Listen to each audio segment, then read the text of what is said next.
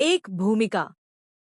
भगवद गीता की कहानी का आरंभ कुरुक्षेत्र के युद्ध क्षेत्र में होता है। अर्जुन, एक महान योद्धा, अपने कर्तव्य से विमुख हो जाते हैं।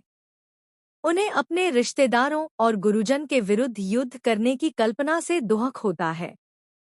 इस स्थिति में श्री कृष्ण उनकी चिता को समझते हैं और उन्हें उपदेश देने का निर्णय लेते हैं। 2. धर्म का महत्व। श्री कृष्ण अर्जुन को समझाते हैं कि धर्म, कर्म का पालन करना हर व्यक्ति का कर्तव्य है। व्यक्ति को अपने कर्तव्यों का पालन करते हुए निष्काम भाव से कार्य करना चाहिए। यह संदेश हमें यह सिखाता है कि हमें अपने कार्यों के फल की चिंता नहीं करनी चाहिए, बल्कि अपने कर्म को ईमानदारी और निष्ठा के साथ करना चाहिए।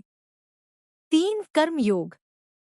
श्री कृष्ण अर्जुन को कर्मयोग का महत्व बताते हैं। वे कहते हैं कि कार्य करते समय व्यक्ति को फल की चाह न रखकर केवल कर्तव्य बोध से कार्य करना चाहिए। इस प्रकार अर्जुन को अपनी चिंता को छोड़कर अपने कर्तव्य को समझने का उपदेश दिया जाता है।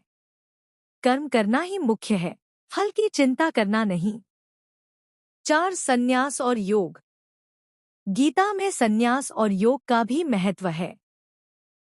श्री कृष्ण अर्जुन को बताते हैं कि केवल संन्यास लेने से मुक्ति प्राप्त नहीं होती, बल्कि सच्चा योगी वह है जो अपना कर्तव्य निभाते हुए भी संतुलित रहता है। सच्चा योगी वह है जो सुख दुख, लाभ-हानि में समान रहता है। 5. आत्मा का स्वरूप। श्री कृष्ण यह भी बताते हैं कि आत्मा अमर है।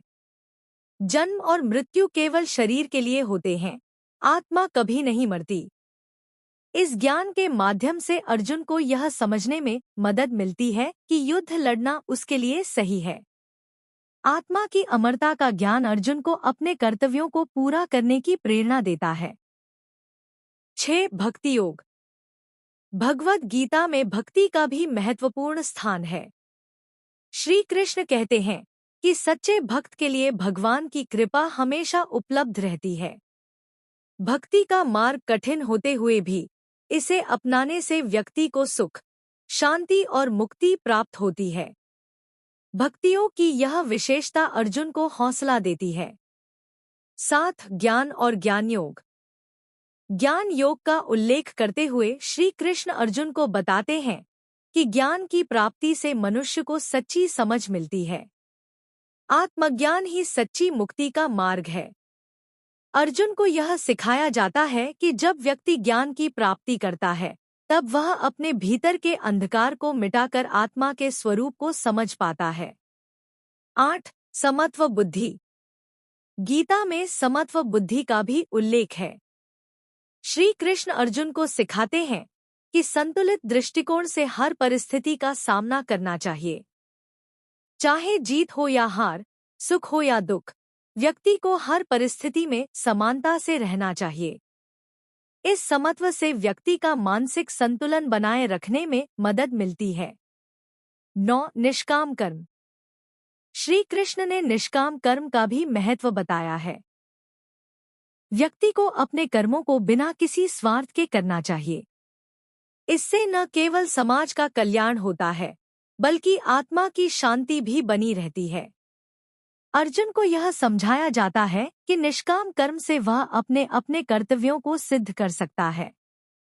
10. अंततः संकल्प। गीता का सार यही है कि व्यक्ति को अपनी आंतरिक शक्तियों और आत्मा की प्रकृति को पहचानना चाहिए।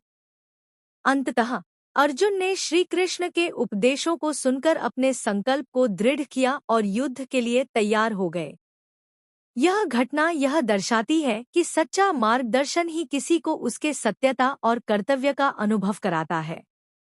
भगवद गीता हमें यह सिखाती है कि जीवन में चुनौतियां और संघर्ष अनिवार्य हैं, लेकिन उचित मार्गदर्शन और ज्ञान के माध्यम से हम अपने कर्तव्यों का पालन कर सकते हैं।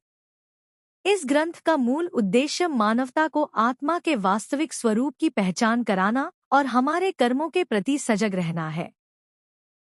गीता में प्रस्तुत ज्ञान और शिक्षाएं हर व्यक्ति के जीवन में मार्गदर्शक सिद्ध हो सकती हैं, जो हमें न केवल अर्जुन की स्थिति में, बल्कि हमारी अपनी जीवन की कठिनाइयों में भी संतुलन और आत्मविश्वास प्रदान करती है।